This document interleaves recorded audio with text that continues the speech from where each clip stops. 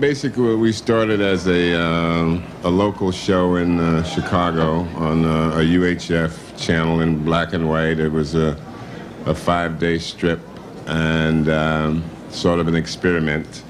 I was moonlighting as a television news announcer on that station while I was working full-time as a news announcer at the major, or the major soul music radio station in Chicago, WVON. I did some music at WVON, but mostly as a stand-in. It's what they call a swing man. So whenever guys were off sick, I got to sit in their slots, and I knew I was really getting the bug when I started to find myself wishing guys didn't get well that I was sitting in for. But what Soul Train gave me, that experiment at WCIU TV, Channel 26, gave me that radio show that of my own versus sitting in for somebody that I never had. And I think to this day I'm still a frustrated radio disc jockey, and we formatted the show along the lines of a radio show on television.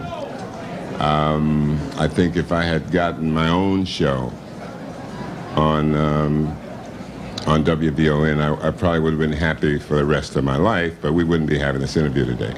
It's just like the Soul Train Weekly series or anything we do based on soul music. It's the artists that create the basis for what we do. I think I've been asked off and on for probably the whole 25 years, how long would Soul Train last, or how long could it last? And my feeling has always been, as long as soul music was or is popular, there will be a justification for doing Soul Train or a Soul Train Music Award. So the fuel for the fire is the music that these artists you saw tonight create, and we merely mirror what's happening in soul music as an industry, but more specifically, we mirror what's happening on black radio.